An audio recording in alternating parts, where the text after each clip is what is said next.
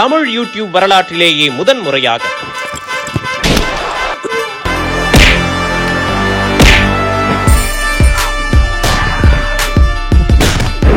Social மீடியாக்களில் கலக்கிக் கொண்டிருக்கும் 15க்கும் மேற்பட்ட காமெடி பிரபலங்களை வைத்து நடத்தப்பட்ட பிரம்மாண்டமான wrestling comedy show.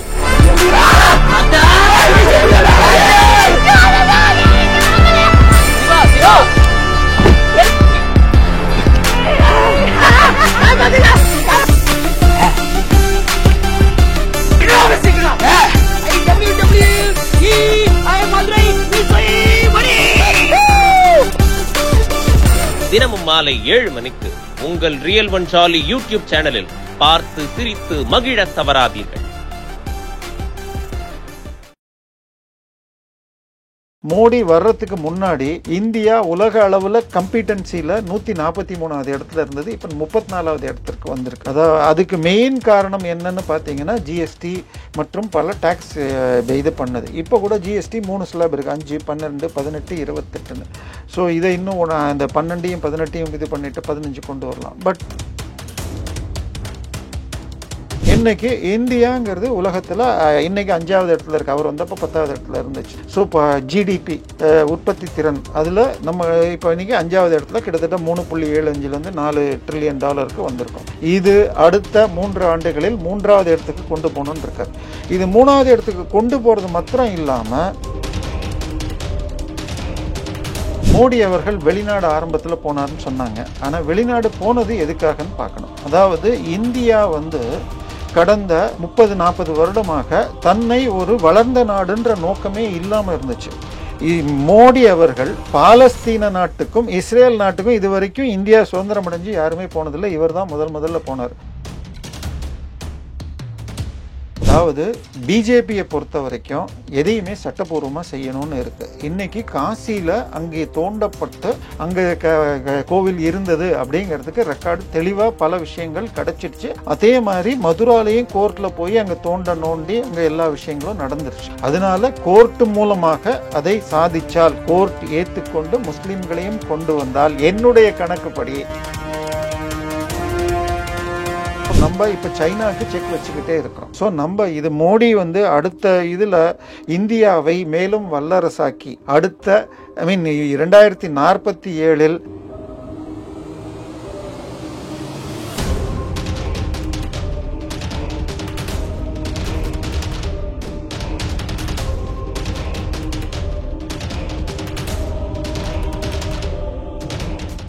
Real one voice நேயர்களுக்கு வணக்கம். இன்றைய நேர்காணலுக்கு நம்முடன் இணைகிறார் அரசியல் விமர்சகர் திரு தேவப்பிரியா அவர்கள். வணக்கம் சார். வணக்கம். மோடி ஒரு வீடியோவில் நான் மீண்டும் ஜெயிச்சு வந்தால் 100 நாட்களில் இதெல்லாம் செய்வேன் அப்படின்னு சொல்லிட்டு ஒரு கேரண்டியை கொடுத்துருக்காரு. ஜெயிச்சு வந்தால் என்னென்ன விஷயங்களை முக்கியமாக செய்வார் சார்? என்ன சொல்லியிருக்காருன்னா, அடுத்த 100 நாட்களுக்கு செய்ய வேண்டியவை என பல திட்டங்கள் வைத்திருக்கிறேன், ஒரு நாள் கூட வீண் செய்யாமல் அவைகள் செய்யப்படும். அதோடு அவர் ஏற்கனவே சொல்லியிருக்கார், என்னுடைய பார்வை 2047 நோக்கி இந்தியாவை வல்லரசாக 2047க்குள் கொண்டு போகணும் அப்படிங்கிறத சொல்லியிருக்காரு. எனவே அதில் அவர் பெருசாக அதில் ஐடென்டிஃபை பண்ணல, எதுங்கிறத காட்டல. பட் நம்ம எது இருக்குன்னு ஓரளவு யூகிக்க முடியும்னு சொன்னால் யூனிஃபார்ம் சிவில் கோடு வரும். அடுத்ததாக என்னை பொறுத்த வரைக்கும் அது முழுமையாக வருமாங்கிறதுல எனக்கு சந்தேகம் இருக்குது. ஏன்னா அது பல்வேறு தரப்பினருக்கு எல்லாருமே ஏற்றுக்க முடியாது. எல்லோரும் ஒன்றுங்கிறதுல பிரச்சனைகள் வரும். அடுத்தது பார்த்தீங்கன்னா 1 நேஷன் 1 எலெக்ஷனை பற்றி சொல்லியிருக்கார். என்னை பொறுத்த வரைக்கும் அது நடைமுறை சாத்தியம் இல்லாதது. ஏன்னா ஒரு அசம்பிளியில் இப்போ மெஜாரிட்டி இல்லை கலைஞ்சுதுன்னு சொன்னால் அது தனியாக நடந்துடும். அதுக்கப்புறம் அந்த ஸ்டேட்டுக்கு ஜாஸ்தி, இப்போ உதாரணமாக இப்போ சென்ற ஒரு 3 மாதம் முன்னாடி 5 ஸ்டேட்டுக்கு நடந்திருக்கு. இப்போ அடுத்த எலெக்ஷன் நடத்துகிறப்போ அவங்களுக்கு 5 ஸ்டேட் 29ல் 1 நேஷனில் கொண்டு வந்தால் இப்போ இந்த 5 ஸ்டேட்டுக்கு எக்ஸ்டென்ஷன் கொடுப்பீங்களா? இல்லை பின்னாடி நடக்க வேண்டியது, இப்போ உதாரணமாக இப்போ ஹரியானாலாம் இன்னொரு 4 மாதத்தில் நடக்க வேண்டியிருக்கு. இப்போ அவங்களெலாம் முன்னாடி தள்ளுவீங்க. பட் இவங்களுக்கு எக்ஸ்டென்ஷன், எதிர்கட்சிக்கு நீங்கள் எக்ஸ்டென்ஷன் கொடுப்பீங்களா? நீங்கள் இல்லை கலைச்சிட்டு ஜனாதிபதி ஆட்சி வச்சிங்கன்னா அதை எதிர்கட்சிகள் ஏற்றுக்குமா? இந்த மாதிரி இஷ்யூஸ்லாம் வரும். எனக்கு தெரிஞ்சு அவ்வளவு எளிதாக இது இருக்கும். இது சுப்ரீம் கோர்ட்டுக்கு போனால் என்ன தீர்ப்பு வருங்கிறது என்னை பொறுத்த வரைக்கும் இது இம்ப்ராக்டிக்கல். இதுக்கு அடுத்தது பார்த்தால் சிஏஏ என்ஆர்சி சிஏஏ நிச்சயமாக முழுமையாக நிறைவேற்றப்படும். என்ஆர்சி வருமாங்கிறது யோசிக்கணும். ஆனால் என்ஆர்சி அவர்களுடைய நேஷனல் ரிஜிஸ்டர்னு சிட்டிசன் ரிஜிஸ்டர்னு, அதாவது இங்கே தங்கி இங்கே இருந்துக்கிட்டு போலியாக மோசடியாக உங்களுக்கு ரோஹிங்கியாஸோ இல்லை பங்களாதேஷிஸ் வந்து இந்தியன் பாஸ்போர்ட்லாம் எடுத்து வச்சுட்டு இருக்காங்க. அவங்கள நீக்கணுங்கிறதுக்கு அந்த ரிஜிஸ்டர் இருக்குது. அது பற்றி இதில் எதுவுமே இல்லை. சிஏ கூட காங்கிரஸுடைய அறிக்கையிலையும் கிடையாது. இவங்களாவது சிஏஏ இம்ப்ளிமெண்ட் பண்ணுவோன்னு சொல்லியிருக்காங்க. அவங்க என்ஆர்சி ஒரு லைன் கூட இல்லை. நான் யோசிக்கிறேன், நான் இப்போ அதையும் சொல்லிடுறேன். அவங்க எதுவுமே சொல்லலை. இதுக்கு அடுத்தது பார்த்தீங்கன்னா டாக்ஸேஷனை இன்னும் கொஞ்சம் இம்ப்ரூவைஸ் பண்ணணும். அதாவது மோடி வர்றதுக்கு முன்னாடி இந்தியா உலக அளவில் கம்பீட்டன்சியில் 143வது இடத்துல இருந்தது. இப்போ 34வது இடத்திற்கு வந்திருக்கு. அதாவது அதுக்கு மெயின் காரணம் என்னன்னு பார்த்தீங்கன்னா ஜிஎஸ்டி மற்றும் பல டேக்ஸ் இது பண்ணது. இப்போ கூட ஜிஎஸ்டி 3 ஸ்லாப் இருக்குது, 5, 12, 18, 28ன்னு. ஸோ இதை இன்னும் அந்த 12, 18 இது பண்ணிட்டு 15 கொண்டு வரலாம். பட் ஒரு ஸ்லாபில் கொண்டு வருவேன்னு சில பேர் சொல்கிறாங்க, சுப்பிரமணிய சாமி சொன்னார் அப்படின்லாம். இதெல்லாம் ப்ராக்டிக்கல் கிடையாது. நமக்கு வந்து சாதாரண ஒரு ஹோட்டலுக்கு நீங்கள் 12% சாப்பாட்டுக்கு வைக்கிறீங்கன்னா 5 ஸ்டார் ஹோட்டலுக்கு 28% வைக்கலாம், தப்பு இல்லை. அதே மாதிரி அங்கே இது பெட்ரோல் வந்து ஹை எண்ட் கார் உங்களுக்கு இப்போ 20 லட்சம் ரூபாய்க்கு மேலே இருக்கிற காருக்கு 28 லட்சம் வைக்கலாம். பட் நடுத்தர 2 வீலருக்கெல்லாம் 12 போதும், கார்களுக்கு 18% போகும். அதில் ஒன்றும் தப்பு கிடையாது. அந்த மாதிரி டாக்ஸேஷன் இது வரும். இதுக்கு அடுத்தது ஃபாரின் பாலிசி. இந்த ஃபாரின் பாலிசி 2 விதமாக பார்க்கணும்.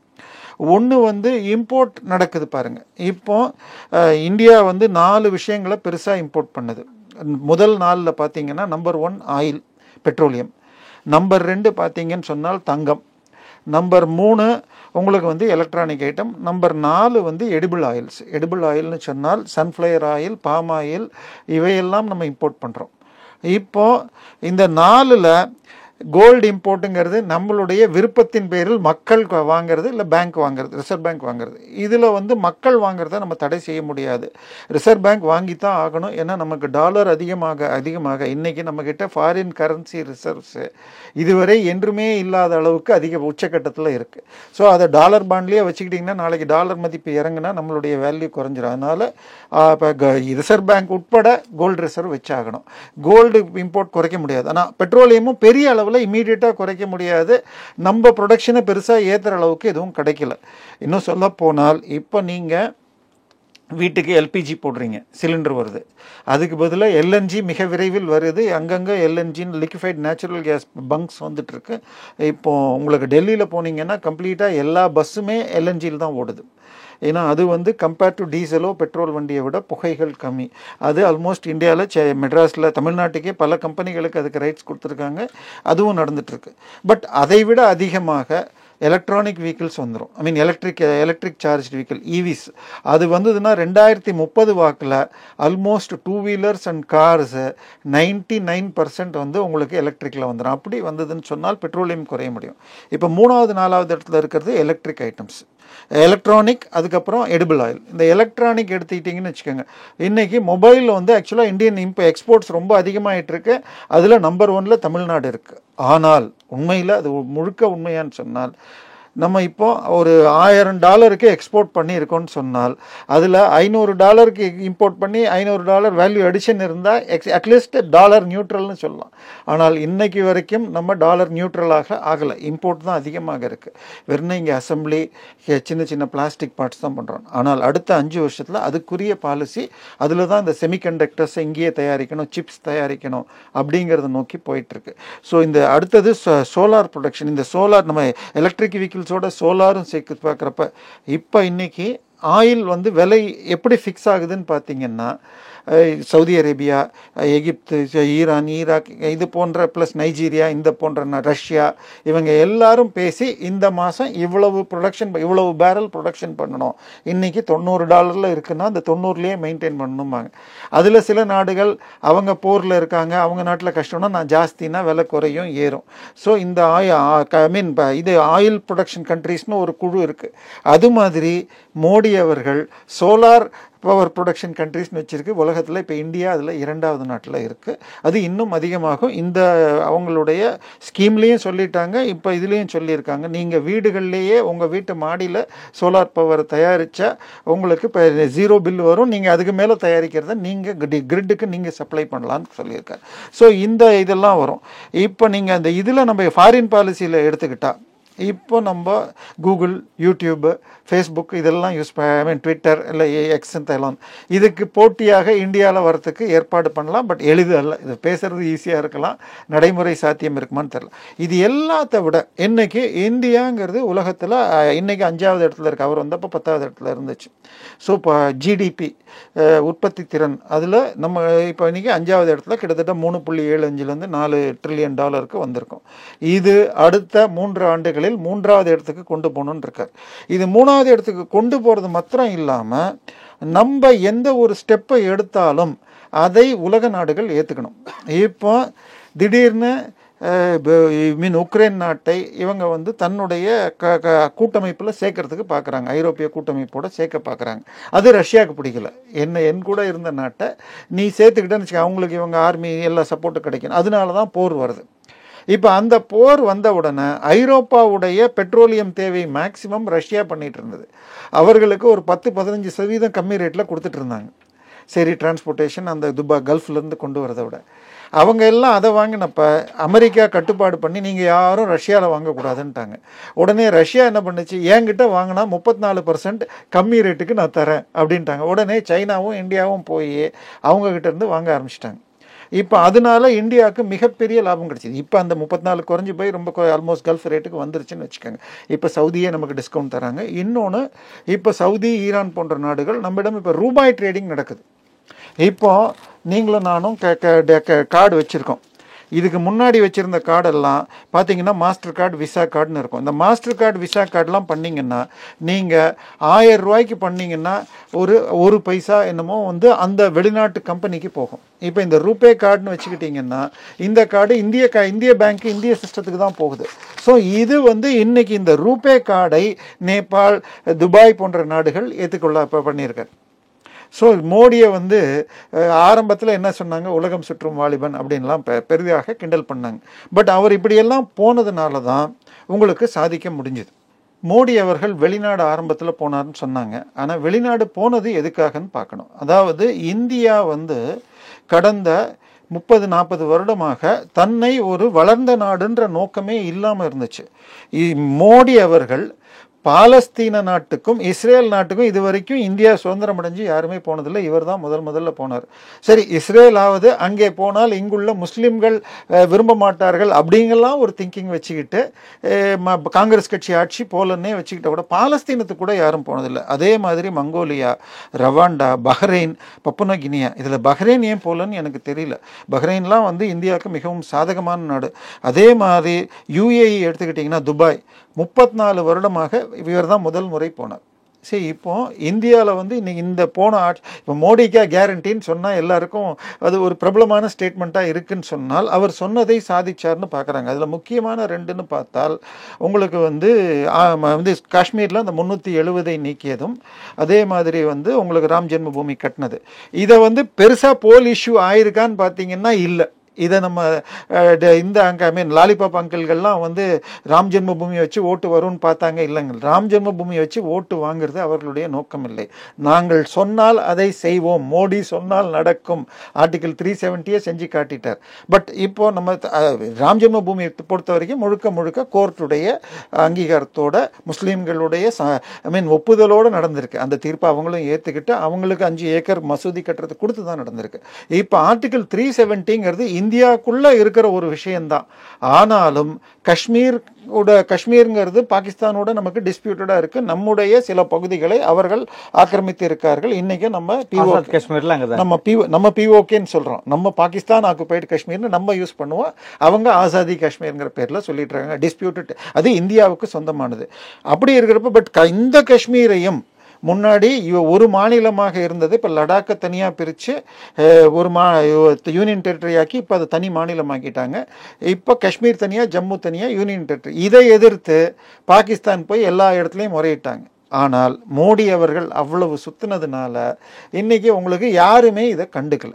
இப்போ மோடி சொன்ன இந்த 100 நாள்ல இதெல்லாம் நான் தொடர்ந்து செஞ்சிருவேன் அப்படின்னு சொல்லியிருக்கா இல்லையா, ஒரு தேர்தல் ஸ்ட்ராட்டஜியா கூட எடுத்துருக்கா இல்லையா, எலெக்ஷன் ஒரு மேனிஃபெஸ்டோ அப்படின்னு கூட நம்ம எடுத்துக்கலாம். இல்ல மேனிஃபெஸ்டோ இல்ல, நான் தான் ஜெயிச்சு வருவேன், ஜெயிச்சதுக்கு அப்புறம் இதை செய்வேன். அதாவது எதிர்க்கட்சிகள் ஓவர் கான்ஃபிடென்ட்ங்கிறத விட இது ஒரு இமேஜ் பில்டிங் சொல்லலாம். அதாவது அவங்க எல்லாம் சும்மா போட்டிக்கு போட்டி போடுறாங்க, நான் ரியல் ஒர்க்கிங் நான் தான், நான் வந்த அப்புறம் இது பண்றேங்கிற மாதிரி போகும். இப்போ ராம ஜென்மபூமி கட்டின மாதிரி கிருஷ்ண ஜென்மபூமி, அதாவது மதுராவிலும் காசியில் சிவனுக்கு கோயிலும், இது சாத்தியமா?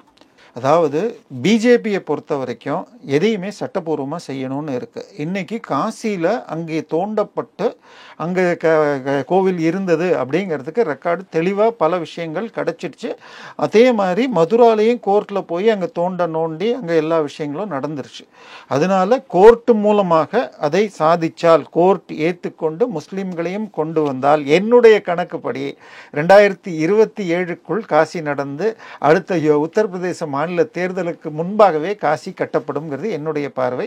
29 தேர்தலுக்கு முன்பாக மதுராவில் கிருஷ்ண ஜென்மபூமியில் கட்டப்படும். அதுக்கெல்லாம் அங்கெல்லாம் போனீங்கனாலே அந்த பில்டிங்கை பார்த்தாலே வேற ப்ரூஃபே தேவைப்படாது. பட் அதை தாண்டி ப்ரூஃப்கள் எடுக்கப்பட்டிருக்கு. அவைகள் சீல்டு கவர்ஸில் போயிருக்கு. நம்மளா இன்னைக்கு கெஸ் பண்ணி சொல்ல முடியாது. அவைகள் மிக நிச்சயமாக அங்கே இருந்ததுங்கிறது தெரியும். இன்னொன்று, அவர்களுடைய ரெக்கார்ட்லேயே எழுதியிருக்காங்க, அதுக்கு வேற கதைகள் சிலதை சேர்த்திருக்காங்க. காசி தான் திரு மோடி அவர்களுடைய தொகுதி. அவர் அந்த நீங்கள் நம்ம டைம்ஸ் நவ் பேட்டிலேயே என்ன சொல்லியிருக்காருன்னா, நான் பரோடாவில் மாத்திரம் தான் குஜராத்தில் நிற்கிறதா இருந்தேன், கடைசி நிமிஷத்தில் உத்தரப்பிரதேசத்து முழுக்க அதாவது திரு அமித்ஷா அவர்கள் கோர்ட் உத்தரவுனால குஜராத்தில் தங்கக்கூடாதுன்னு இருந்துச்சு. அவர் குஜராத்துக்குள்ள அந்த கேஸ் விசாரணை அப்போ இருக்கக்கூடாது, அதனால யூபியில் தங்க வச்சுட்டாங்க. அவர் யூபிக்கு ஸ்ட்ராட்டஜி போட்டுட்டு இருந்தப்ப இவர் காசியில் நின்னால் அந்த சைடு ஃபுல்லாக, அந்த பக்கம் ஃபுல்லாக பெல்ட் இருக்கும், நல்ல எஃபெக்ட் இருக்கும் அப்படின்னு சொல்ல தலைவர்கள் வற்புறுத்த நான் 2வது தொகுதியாக அங்கே நின்னேன். ஆனால் அது என்னை கங்கை மாதா என்னை அழைச்சதா கருதுறேன், நான் அதனால தான் கங்கையை சுத்தம் படுத்தி இன்னைக்கு வரைக்கும் இருக்கேன் அப்படின்னு பேசியிருக்காரு. ஸோ பனாரஸில், காசி பனாரஸ் எல்லாமே ஒரே அர்த்தம் தான். அங்கே ஏற்கனவே பல இதெல்லாம் அங்கே இருந்த பல்வேறு படித்துறைகள் அதையெல்லாம் சரி பண்ணியிருக்கார். ஆனால் காசி விஸ்வநாதருடைய ஆலயம் இருந்த இடத்துல இன்னைக்கு ஒரு ஞானவாபிங்கிற மசூதி இருக்கு. அது சட்டப்படியாக வென்று அங்கு கட்டுவதற்கு வாய்ப்பு இருக்கு. ஆனால் சட்டப்படி தான் பிஜேபி போகும், அதுல சந்தேகம் இல்லை. இப்போ பிஜேபியை பொறுத்த வரைக்கும் அதே மாதிரி ஸ்வீடன், செஷல்ஸ், மொசாம்பிக், ஃபிஜி, இது மாதிரி பல நாடுகளில் அவர் முதல் முறையாக 30-40 வருஷத்துக்கு வரைக்கும் ஒரு பிரைம் மினிஸ்டர் போகல. இந்த வெளியுறவுத்துறையில் சாதனை பண்ணுறதுங்கிறது எப்போ நடந்ததுன்னு சொன்னால் 77லேருந்து 80 திரு அடல் பிஹாரி வாஜ்பாய் அவர்கள் வெளியுறவுத்துறை அமைச்சராக இருந்தார். அப்போ அவர் நிறைய சாதிச்சார். அதே மாதிரி உங்களுக்கு 91-96 பீரியடில் எதிர்கட்சி தலைவராக இருந்தார். ஆனால் திரு நரசிம்மராவ் அவர்கள் ஐநாவில் ஒரு மீட்டிங் அப்போ இவரை தலைவராக அந்த கமிட்டிக்கு அனுப்பிச்சார். திருப்பி உங்களுக்கு இப்போ மோடி வந்ததுக்கு அப்புறமாக வெளியுறவுத்துறையில் இந்தியா ஒரே ஒரு வித்தியாசம் என்னன்னா, முன்னாடியெல்லாம் கூட்டத்தில் போனால் 10 பேரோட 1 G20 மாநாட்டிலெல்லாம் போனால் 10 பேரோட ஒன்று. இப்போ மோடி அவர்கள் சொல்லணும், ரஷ்யா போர் உக்ரைன் போரில் இது பண்ணணும்னு சொன்னால் மோடி அவர்கள் சொன்னால் நடக்கும் அப்படின்னு சொல்லி அமெரிக்க ஜனாதிபதி கூப்பிடுறார். ரஷ்ய ஜனாதிபதி நமது இவரை ஃபாரின் அஃபேர்ஸ் மினிஸ்டர் நம்ம தமிழர் ஜெய்சங்கர் போனப்ப அவர் ஏர்போர்ட்டில் ரிசீவ் பண்ணுறாரு. இன்னைக்கு இந்தியாவுடைய ஸ்டேட்டஸை உசத்துறார். ஏன் இதுன்னு பார்த்தீங்கன்னா, இன்னைக்கு பெட்ரோலியம் இம்போர்ட்டில் அமெரிக்கா இம்போர்ட் பண்ணுறதை நிறுத்திடுச்சு. அவங்களுடைய இன்டர்னல் ப்ரொடக்ஷனையே மேனேஜ் பண்ணுறாங்க. அவங்கக்கிட்ட அடுத்த 100 வருஷத்துக்கு இன்னும் ஸ்டாக் இருக்குது. அது நம்ம இங்கே கல்ஃபை காலி பண்ணிட்டு நம்ம எடுக்கலான்னு பார்த்தாங்க. ஆனால் இனிமேல் எலக்ட்ரிக் ஐட்டம் வந்ததுன்னா பெட்ரோலியம் தேவையே இருக்காது, அதனால யூஸ் பண்ணுவோன்னு அவங்க யூஸ் பண்ணிக்கிட்டு அவங்க பக்கத்து நாடுகளுக்கு மாத்திரம் கொடுக்குறாங்க. இப்போ இது மாதிரி இப்போ இந்தியா இப்போ பார்த்தீங்கன்னா டிஃபென்ஸ் எக்ஸ்போர்ட்ஸ், இராணுவ தளவாடங்கள் எக்ஸ்போர்ட்டில் சென்ற வருடம் 26,000 கோடிக்கு பண்ணியிருக்கு. இப்போ ஏவுதளம் உங்களுக்கு பிருத்திவி ஏவுதளத்தை பிலிப்பைன்ஸுக்கு கொடுத்துருக்கு. அதாவது சீனாவுடைய கடல் பகுதிங்கிறது டிஸ்பியூட்டட். அவங்க இங்கே நம்ம சீனா இதில் இப்போ இது பண்ணுவோன்னு சொல்லி இலங்கையில் நம்மளுக்கு ட்ரபிள் பண்ணணும்னு பார்க்குறப்ப இப்போ இந்தியா போய் பிலிப்பைன்ஸுக்கும் வியட்நாமில் ஒரு போர்ட் எடுத்திருக்கு, பிலிப்பைன்ஸுக்கு இப்போ ஏவுதணைகள் கொடுத்துருக்கு. இப்போ இலங்கையில் பார்த்தீங்கன்னு சொன்னால் உங்களுக்கு ஒரு ஏர்போர்ட்டை எடுத்திருக்கு, அதானி ஒரு போர்ட்டை எடுத்திருக்காரு. ஸோ நம்ம இப்போ சைனாவுக்கு செக் வச்சுக்கிட்டே இருக்கிறோம். ஸோ நம்ம இது மோடி அடுத்த இதில் இந்தியாவை மேலும் வல்லரசாக்கி அடுத்த 2047 டாப் 3 இப்பவுமே வந்தால் கூட அதில் இன்னைக்கு அமெரிக்கா இருக்கிற இடத்துக்கு இந்தியா செல்லக்கூடும்னு சொல்லுவர்களும் இருக்காங்க. அதுக்கு எனக்கு அந்த அளவுக்கு ஜியோ பாலிட்டிக்கல் அனலிஸ்ட்னு சில பேர் இருக்காங்க, புவிசார் அரசியல். அவங்க சொல்கிறாங்க இன்னைக்கு இருக்கிற சூழ்நிலையில் இன்னைக்கு அமெரிக்கா உள்ள இடத்தை இந்தியா 2047லும் இன்னைக்கு அமெரிக்கா எது செய்தாலும் இங்கிலாந்து சப்போர்ட் பண்ணிட்டு இருக்காது. தப்போ ரைட்டுங்கிறத பற்றி பேசாது. வெளியில் உள்ளுக்குள்ளே அவங்க எதிர்த்தா கூட வெளியில் எது செஞ்சாலும் ரைட்டும்பாங்க. அந்த ஈராக்கில் மனிதர்களை அழிக்கும் இருக்கு, அது பேலிஸ்டிக் மிசைல்ஸ்லாம் இருக்குன்னாங்க. ஆனால் ஒன்றுமே இல்லை, அப்போ கூட தான் தப்பு பண்ணோன்னு சொல்ல. அது மாதிரி இந்தியாவிற்கு அமெரிக்கா சப்போர்ட் பண்ணும், அந்த நிலைமைக்கு இன்னொரு 10 வருடத்தில் செல்லும். அதை நோக்கி அடுத்த 100 நாட்களில் இந்தியாவை மோடி கொண்டு செல்வார். இப்போ அதே அடுத்த 100 நாளில் தமிழ்நாட்டுக்கு என்னென்ன விஷயங்கள் செய்வார்னு நினைக்கிறீங்க சார்? தமிழ்நாட்டை பொறுத்தவரை நிச்சயமாக இந்த மணல் கடத்தல் விஷயம் மிக பெரிதாகும். நேற்றுக்கு கூட பார்த்தீங்கன்னா சுப்ரீம் கோர்ட்டில் 2 சைடும் கேள்வி கேட்டப்ப கலெக்டர்கள் எங்களுக்கு சரியாக ஒத்துழைப்பு தரலை, நீங்கள் கேட்ட விவரங்களையோ ஃபைல்ஸையோ தரலன்னு சொல்லி அவங்க சைட்லேயும், இவங்க கலெக்டர்களுக்கு உரிய மரியாதை கொடுக்காம பல நேரம் உட்கார வச்சுருந்தாங்கன்னு சொல்லியிருந்தாங்க. பட் சுப்ரீம் கோர்ட் ஒரு சின்ன இது சொல்லி இடி சரியாக கவனிக்கணும், அவங்களும் பெரிய போஸ்ட்டில் இருக்காங்கன்னு சொல்லிட்டு கேட்டிருக்கு. மணல் கடத்தல் அதே போல் எடுத்துக்கிட்டிங்கன்னா இப்போது பொன்முடி, திரு செந்தில் பாலாஜி இவர்கள் வழக்க விரைவாக முடிக்கணும். இன்னும் நீங்கள் இந்த 100 நாளில் என்னை பொறுத்த வரைக்கும் இந்த நாட்டிற்கு எதிராக பேசுவது அந்த விஷயத்தை சரிபார்க்கும்னு நினைக்கிறேன். இடஒதுக்கீடில் மத சார்ந்த இடஒதுக்கீடுகள் பல மாநிலங்களில் திணிக்கப்பட்டிருக்கு. இப்போ தமிழ்நாடு எடுத்துக்கிட்டால் கூட உங்களுக்கு கிறிஸ்துவர்களோ இஸ்லாமியர்களையோ சோஷியல் பேக்வேர்ட்னு சேர்த்துருக்காங்க. இது சட்டத்தின் விளிம்பின் ஓட்டையில் இருக்குது. அதை மோடி எதிர்க்கிறார். அதை கூட திருப்பி ஒரு கமிஷன் போட்டு விசாரிப்பாரான்னு தெரியல. அப்போ தமிழ்நாட்டில் இன்னைக்கு என்னை பிசி கிறிஸ்டியன் பிசி முஸ்லீம்னு சொல்கிறதில் மாடுபடலாம், அது இது பண்ணலாம்.